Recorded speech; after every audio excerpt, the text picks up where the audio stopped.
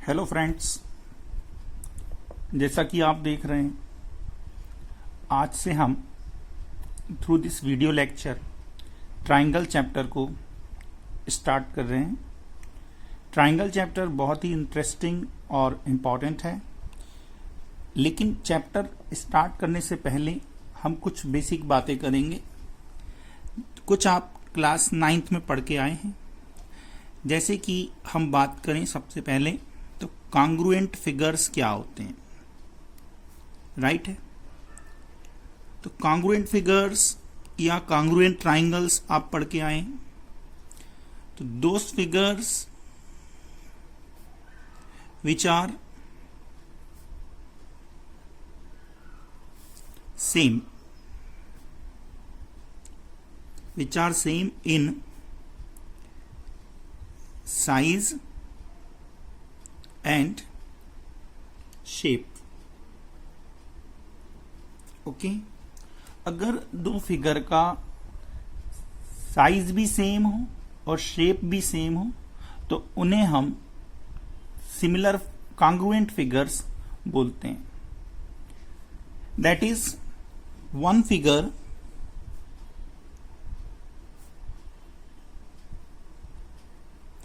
overlap the other completely।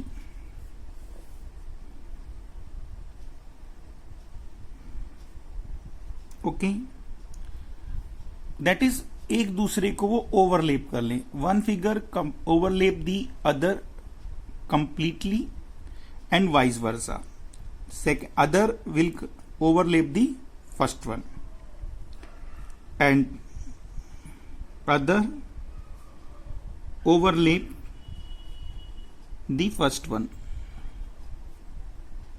दोनों figure अगर एक दूसरे को कंप्लीटली ओवरलैप करते हों, दैट इज उनके साइज और शेप्स सेम हो, तो उन्हें हम कॉन्ग्रुएंट फिगर्स बोलते हैं। फॉर एग्जाम्पल, जैसे कि अगर हम बात करें टू सर्कल्स, कोई भी टू सर्कल्स सेम साइज के नहीं होते हैं। सेम साइज के कब होते हैं? जब उनकी रेडियाई सेम हो। तो to circles of same radii अगर आप ड्रॉ करते हो तो यहां पर ये दोनों सर्कल जिनकी रेडियस यदि कैसी है, सेम है, तो ये दोनों सर्कल हमारे कॉन्ग्रुएंट सर्कल्स कहलाएंगे।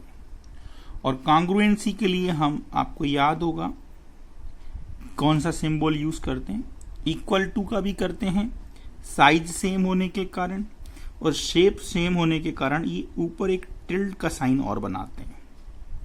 ठीक, शेप्स सेम शो करता है, तो ये हमारे कॉन्ग्रुएंसी का साइन होता है। और हम एग्जाम्पल ले सकते हैं, जैसे कि to squares of same side length. Okay, यदि अब आप कोई दो स्क्वायर लेते हैं जिनकी साइड लेंथ सेम है, सपोज जैसे मैंने दो स्क्वायर ड्रॉ किए and in both the square side length is 1 unit, तो ये दोनों जो स्क्वायर हैं हमारे, ये कॉन्ग्रुएंट स्क्वायर हो जाएंगे। For example, two equilateral triangles of same side length. अब यदि मैं दो ट्राइंगल बनाता हूं जिनकी साइड लेंथ कैसी हो, सेम हो। सपोज ये एक इक्विलैटरल ट्राइंगल है जिसकी हर एक साइड 2 यूनिट की है, और यदि हम एक और ट्राइंगल बनाते हैं जिसकी साइड लेंथ 2 यूनिट है, ओके, तो ये दोनों ट्राइंगल्स भी हमारे कॉन्ग्रुएंट ट्राइंगल्स होंगे। ट्राइंगल की कॉन्ग्रुएंसी हमने क्लास 9th में लर्न करके आए हैं। अलग अलग क्राइटेरिया होते हैं। आपको याद होगा कि आपने साइड साइड साइड, है ना, angle side angle, side angle side, angle angle side और RHS, ये criteria of congruency class 9th में आप पढ़ के आए हो। इन्हें याद रखना है, क्योंकि हम यहां पर बात करने वाले हैं सिमिलर ट्राइंगल्स की। लेकिन सिमिलर ट्राइंगल के पहले हम सेकंड पॉइंट जो डिस्कस करेंगे वो होगा हमारा सिमिलर फिगर्स की बात होगी। तो सिमिलर फिगर्स बहुत ही सिंपल सी डेफिनेशन दी जा सकती है कि एनी टू फिगर्स, कोई भी टू फिगर्स अगर हम लें तो उन्हें सिमिलर कब बोलेंगे? तो two figures are similar if their shapes are same। हम यहां फिगर की बात कर रहे हैं। हम इधर यहां पर इस डेफिनेशन में ट्राइंगल या पॉलीगन किसी पर्टिकुलर टाइप की बात नहीं कर रहे हैं। हम किसी भी दो फिगर की बात कर रहे हैं। कोई भी दो फिगर सिमिलर कब होते हैं? जब उनके शेप्स कैसे हों? सेम हो। मतलब एक फिगर को अगर मैं स्ट्रेच कर दूं या उसको श्रिंक कर दूं तो जो दो फिगर हमें मिलते हैं वे हमारे सिमिलर फिगर होते हैं। फॉर एग्जाम्पल, जैसे कि अगर हम कहें टू सर्कल्स, तो टू सर्कल्स जो हैं ये हमारे सिमिलर फिगर का एक बेस्ट एग्जाम्पल है। अब यहां पर हमने रेडियस के बारे में कुछ नहीं कहा।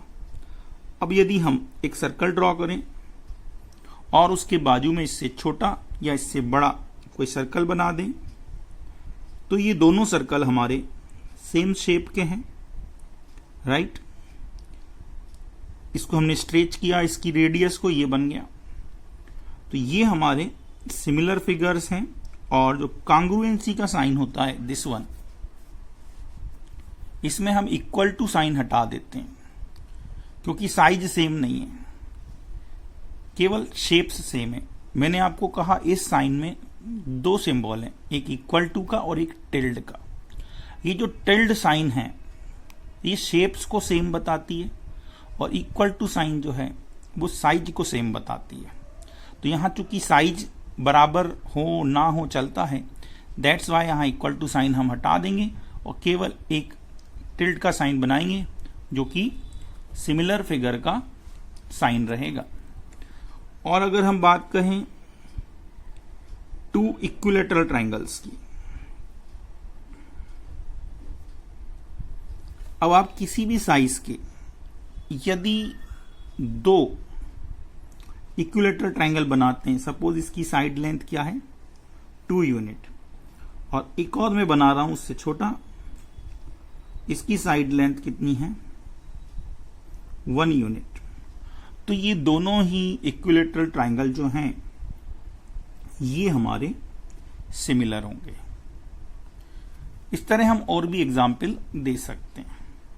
तो इट इज क्लियर दैट, यहां पर एक बात बहुत अच्छे से क्लियर हो जानी चाहिए कि कोई भी दो कॉन्ग्रुएंट फिगर अगर हम लेते हैं, जैसा मैंने आपको ऊपर एग्जाम्पल दिया है, कोई भी दो कॉन्ग्रुएंट फिगर लेते हैं तो उसमें सिमिलरिटी इंक्लूड रहती है। लेकिन अगर हमारा सिमिलर फिगर है तो जरूरी नहीं कि वह कॉन्ग्रुएंट हो। तो it is clear that two congruent figures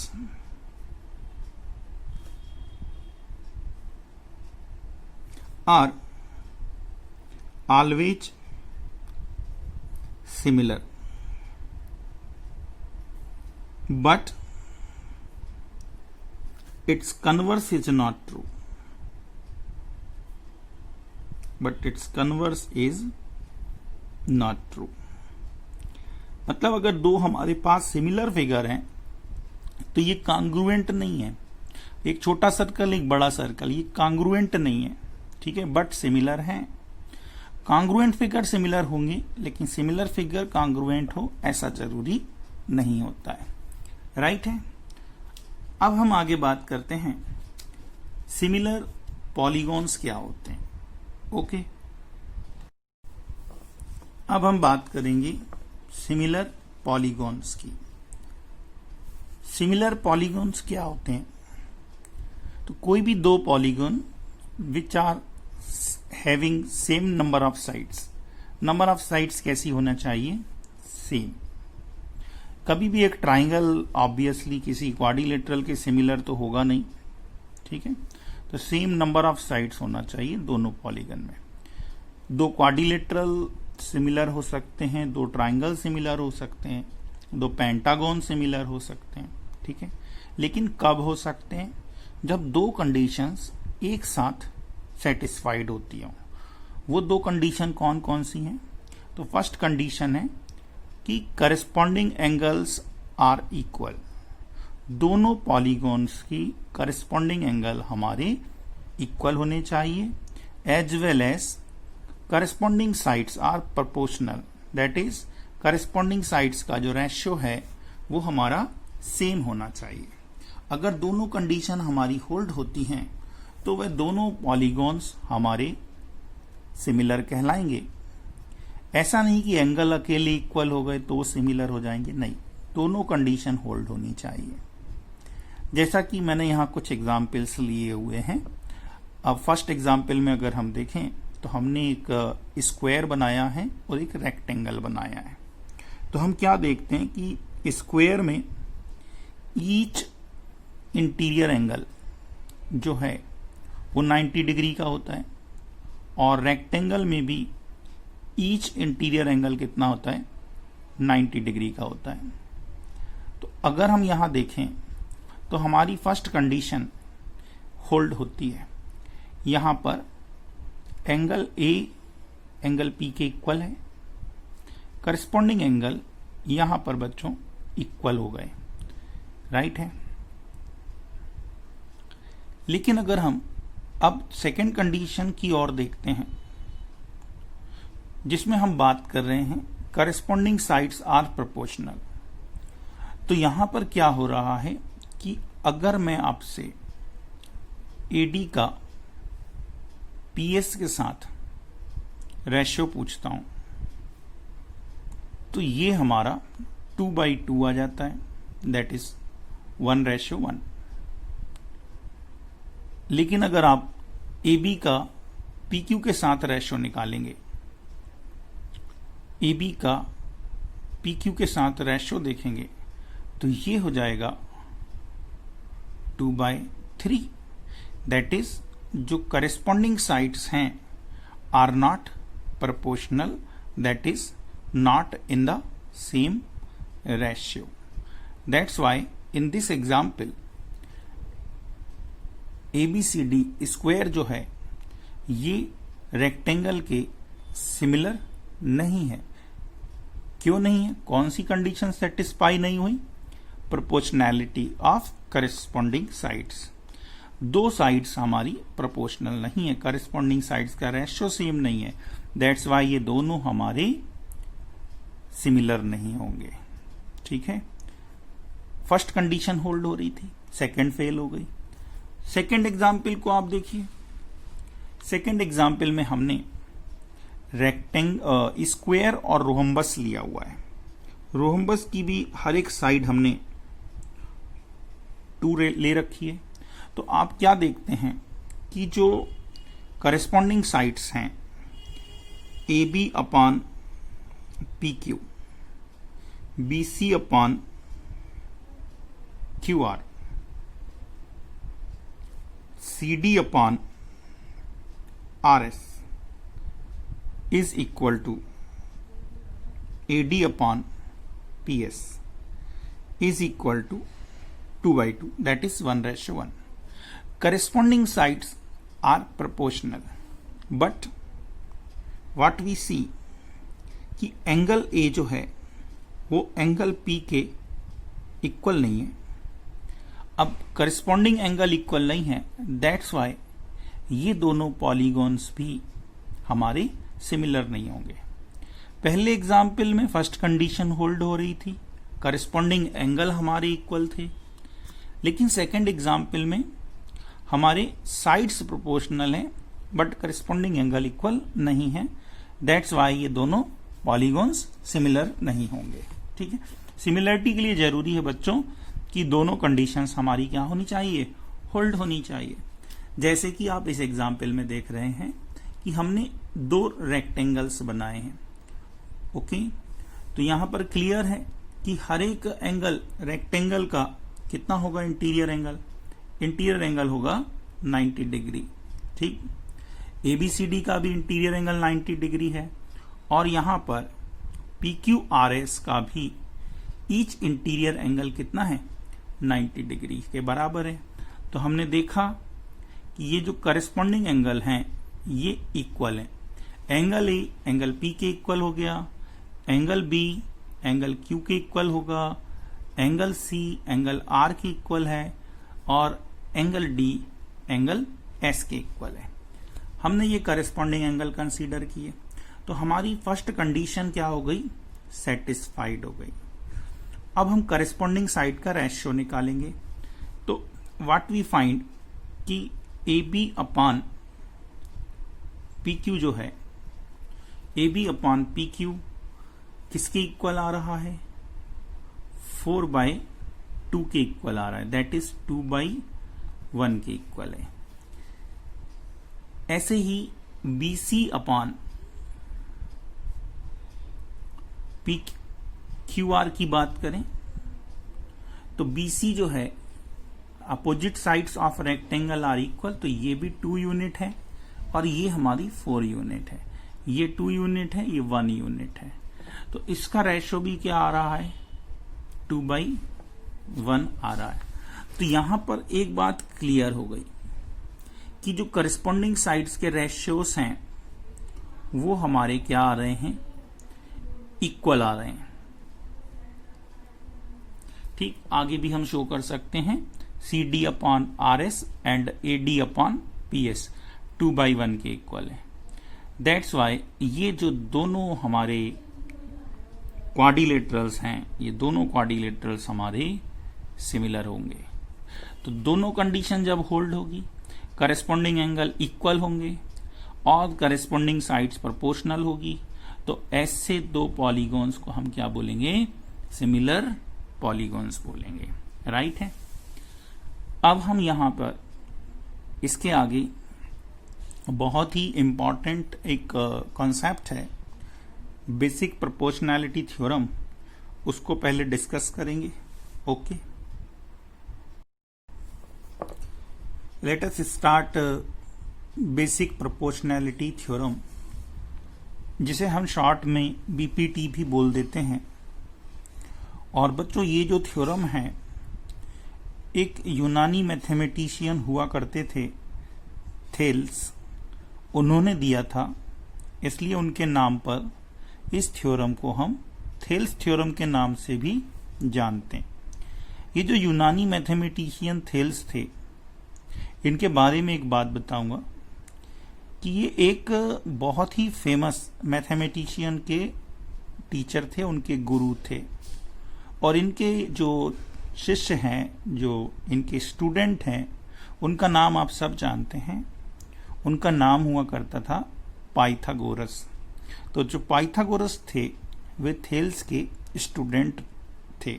ठीक है, और इसे हम थेल्स थ्योरम के नाम से भी जानते हैं।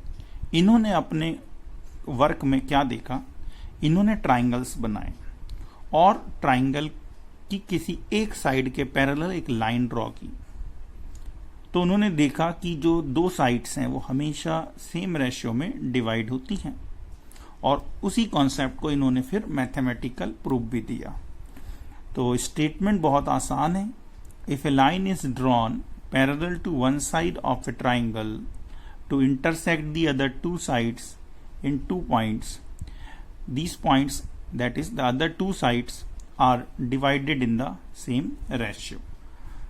ये इसका स्टेटमेंट है। चलिए अब हम इसको प्रूव करते हैं। तो सबसे पहले हम बात करेंगे गिवन की, ठीक है। गिवन में क्या है, हमारे पास एक ट्राइंगल है, ठीक है। मैं फिगर भी बनाते जा रहा हूं। हमारे पास यहां एक ट्राइंगल है, ठीक, और इस ट्राइंगल में हम किसी भी एक साइड के पैरेलल एक लाइन ड्रॉ कर दे रहे हैं। ओके, ये लाइन AC को सपोज D पर कट कर रही है और BC को E पर कट कर रही है। तो ये जो सेगमेंट्स हैं CD और ED, AE और EB, ये हमारे सेम रेशियो में होते हैं। ये हम प्रूव करेंगे। तो गिवन है in triangle ABC, in triangle ABC DE is parallel to AC, right. किसी भी एक साइड के पैरेलल आपको एक लाइन लेनी है, ये हमें गिवन है। और प्रूफ क्या करना है आपको यहां पे, तो टू प्रूव कि CD upon DA, CD upon DA equal to होता है CE अपॉन EB के, इक्वल टू होगा CE अपॉन EB के। ये हमें प्रूव करना है कि जो हमने लाइन पैरेलल ड्रॉ की है वो दो साइड को सेम रेशियो में डिवाइड करती है। इसको प्रूव करने के लिए CD और DA का रेशियो लाने के लिए हम क्या करते हैं, हम इस ट्राइंगल में A को E से ज्वाइन कर देते हैं और फिर E से AC पर एक परपेंडिकुलर लाइन ड्रॉ करते हैं जो कि एल्टीट्यूड का आगे काम करेगी इन टू ट्राइंगल्स। एक CDE में एल्टीट्यूड हो गया और एक ADE का एल्टीट्यूड हो गया। एल्टीट्यूड के लिए आप हमेशा वर्टेक्स से अपोजिट साइड पे क्या ड्रॉ करते हो, परपेंडिकुलर। तो ये जो परपेंडिकुलर आया है CD पर भी है और AD प्रोड्यूस पर भी है। तो ये जो परपेंडिकुलर है ये दो ट्राइंगल्स की एल्टीट्यूड है। वो दो ट्राइंगल कौन कौन से हैं, CDE और ADE। इसी तरह CE और EB का रेशियो पता लगाने के लिए आप D को, इस पॉइंट D को B से ज्वाइन करेंगे एंड सेम प्रोसेस D से BC पर परपेंडिकुलर ड्रॉ करेंगे, राइट। आप यहां पे इस परपेंडिकुलर के फुट पॉइंट को नाम दे सकते हैं, जैसे मैंने यहां नाम दे दिया फुट पॉइंट को P और इस फुट पॉइंट को मैंने नाम दे दिया Q। अब हम क्या देखते हैं, ये जो हमने किया है ये एक्स्ट्रा कंस्ट्रक्शन है, ये आपको कंस्ट्रक्शन वाले पॉइंट में लिख देना चाहिए, ठीक। तो under construction what we write, join A to E, B to D and draw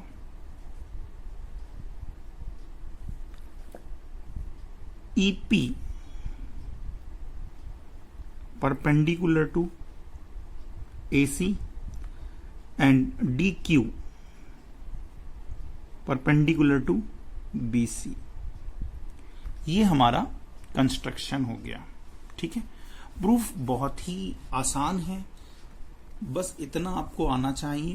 proof में अब हम क्या करेंगे, टू मेक दिस रेशियो हम CDE ट्राइंगल लेंगे और ADE ट्राइंगल लेंगे और एरिया ऑफ ट्राइंगल का फार्मूला यूज करेंगे।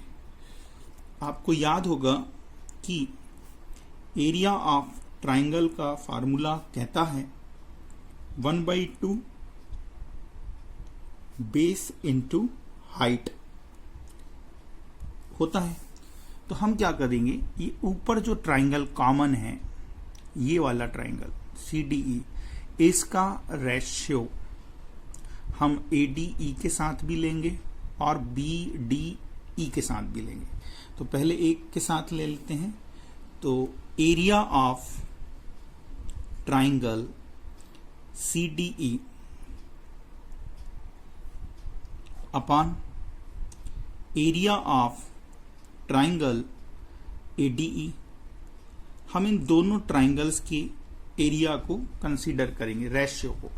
जैसे ही हम ये रेशियो लेंगे, इस फार्मूले से ऊपर वाले ट्राइंगल का एरिया 1/2 और परपेंडिकुलर हमने E से CD पे ड्रॉ किया है, तो ये हो गया बेस और PE हो गई इसकी एल्टीट्यूड।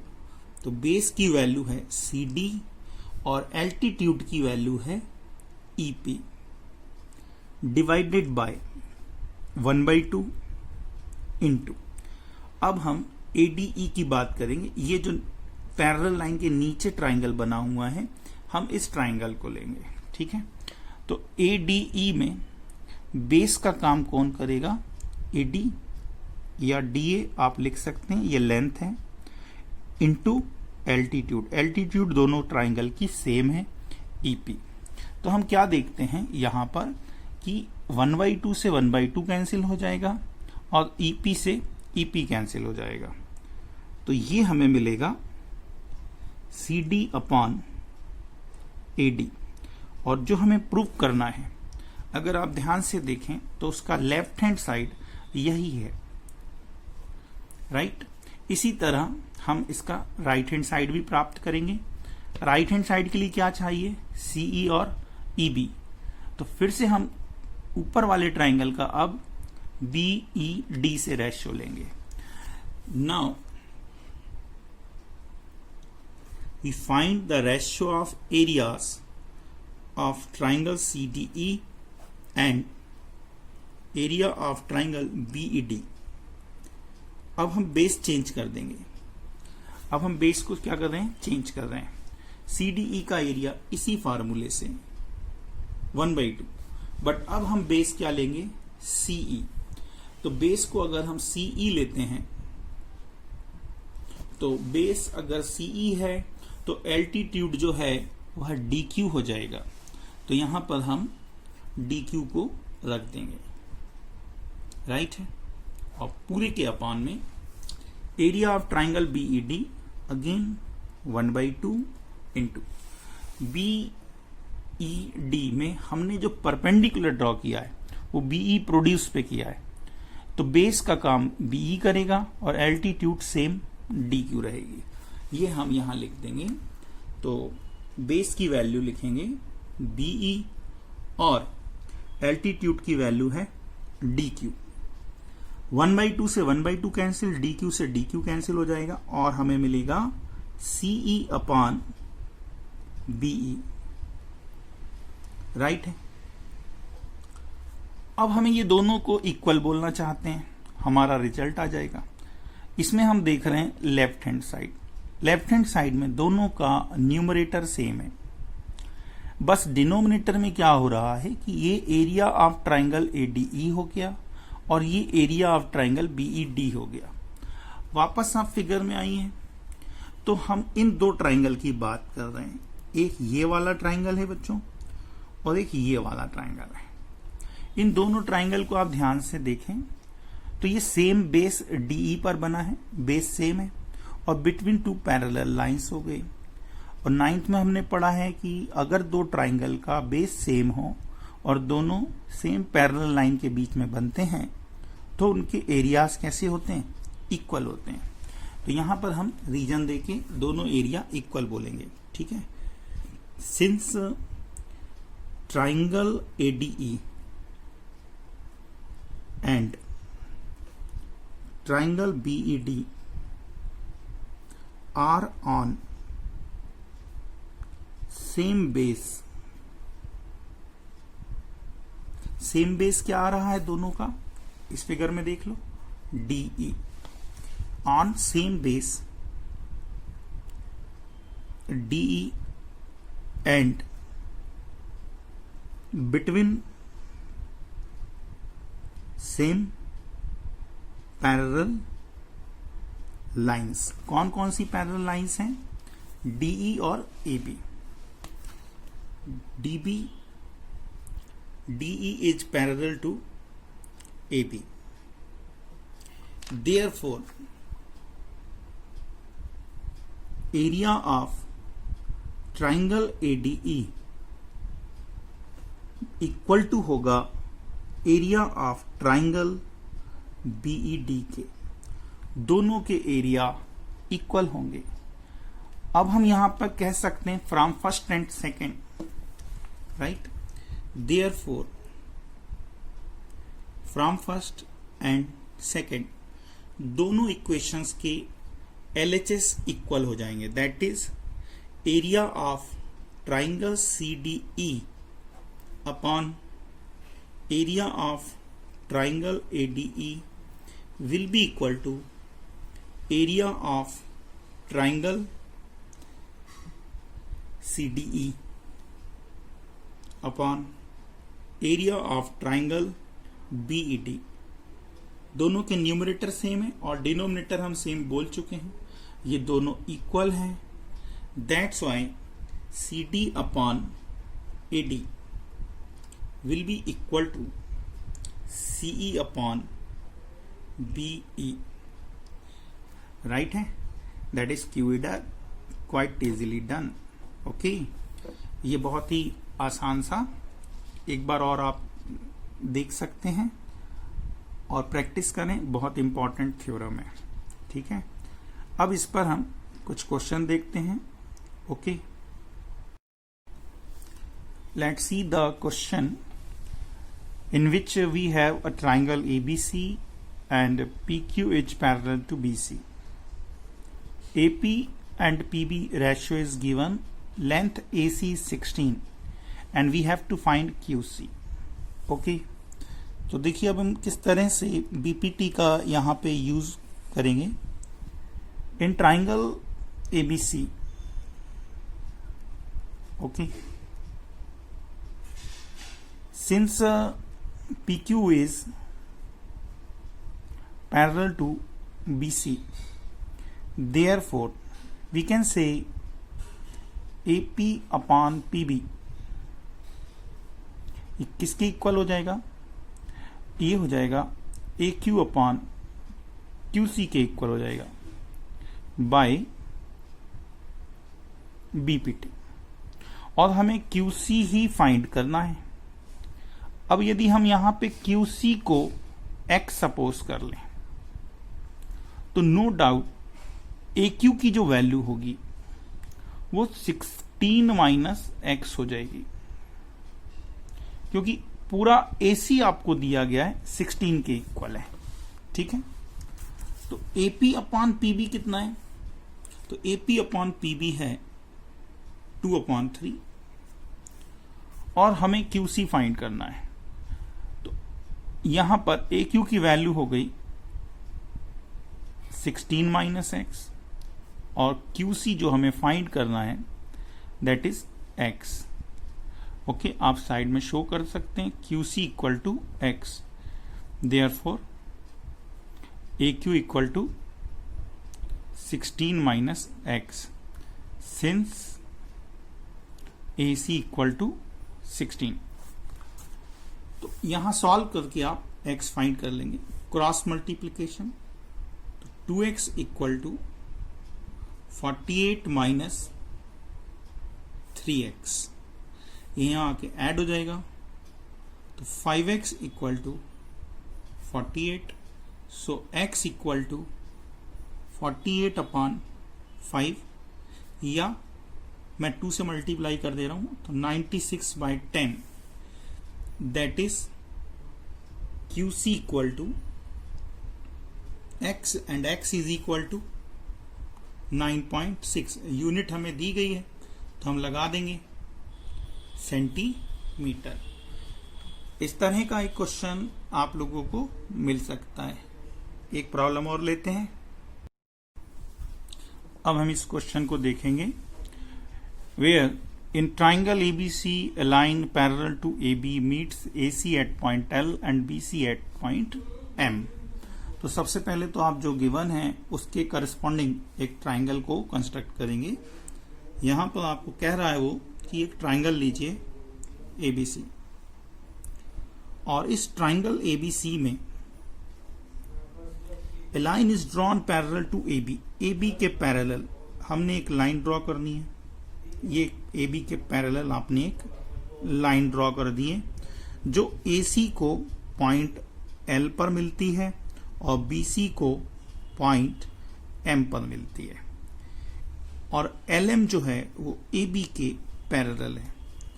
कुछ वैल्यूज आपको दी गई हैं, AL, AC, okay and so on, और आपको यहां पर X की वैल्यू फाइंड करनी है। Since LM is parallel to AB, तो यहां से हमें कंक्लूजन क्या निकलेगा, AL upon LC, AL upon LC equal to होगा BM अपॉन MC, राइट। लेकिन आप यहां ध्यान दें तो आपको यहां पर AL और LC की वैल्यू दी गई है। AL की वैल्यू है x-3 और LC नहीं दिया गया है, हमें AC गिवन है। मतलब AL के साथ आपको AC का रेशियो लेना होगा। तो अब हम ये कैसे बनाएंगे, यहां पर AL के साथ AC का रेशियो बनाने के लिए ध्यान रहे हमें जिस रेशियो को या जिस सेगमेंट को एलिमिनेट करना है उसे हम न्यूमरेटर में ले जाते हैं। तो दोनों साइड का हम क्या लेंगे, रेसिप्रोकल। तो LC upon AL is equal to, we can write MC upon BM। अब हम इसको न्यूमरेटर में क्यों ले गए, क्योंकि हमें AL का रेशियो AC के साथ चाहिए ना कि LC के साथ। तो जो रेशियो हमें नहीं चाहिए उसको न्यूमरेटर में ले जाकर आप दोनों तरफ 1 ऐड कर दीजिए। दोनों तरफ हमने 1 ऐड कर दिया, राइट है, MC अपॉन BM। और जैसे ही आप 1 ऐड करोगी तो LC plus AL upon AL will be equal to MC plus BM upon BM हो जाएगा। और LC प्लस AL, LC में AL को ऐड करेंगे तो ये AC हो जाएगा। तो AC upon AL is equal to, MC में BM को ऐड करोगे तो ये BC हो जाएगा। तो BC अपॉन BM आ जाएगा। अब हम इसमें दी गई वैल्यूज को पुट कर देंगे। तो from question we see AC is equal to 2x, तो AC के प्लेस पर आप 2x ले लीजिए। AL की वैल्यू आपको गिवन है x-3 और BC की वैल्यू आपको गिवन है 2x प्लस 3 और होल अपॉन BM की वैल्यू गिवन है x-2। अब आप इसको सॉल्व करेंगे बाय क्रॉस मल्टीप्लिकेशन। तो 2x का मल्टीप्लाई हो जाएगा x-2 से और x-3 का मल्टीप्लाई होगा 2x प्लस 3 से। अब हम इसका मल्टीप्लाई करेंगे, यहां साइड में कर लेते हैं आगे का सॉल्व। तो हमें क्या मिलेगा, 2x square minus 4x, 2x square minus 4x is equal to 2x square plus 3x, ये ब्रैकेट मल्टीप्लाई कर रहे हैं, minus 6x and minus 9। Simplify कर दीजिएगा तो 2x स्क्वायर से 2x स्क्वायर कैंसिल हो जाएगा, minus 4x is equal to minus 3x minus 9 plus 3 minus 6 is minus 3x। Transfer कर लें तो 9 is equal to 4x minus 3x, 9 यहां आ जाएगा, 4 यहां चला जाएगा, therefore value of x is 9 और यही हमारा फाइनल आंसर होगा। तो इस तरह के क्वेश्चंस बीपीटी पर बनते हैं, थेल्स थ्योरम पर आते हैं और बहुत आसानी से हो जाते हैं। आज के लेक्चर में हम इतना ही रहने देंगे। अगले लेक्चर में हम इसके कन्वर्स और कुछ प्रॉब्लम्स को डिस्कस करेंगे। Okay, thank you.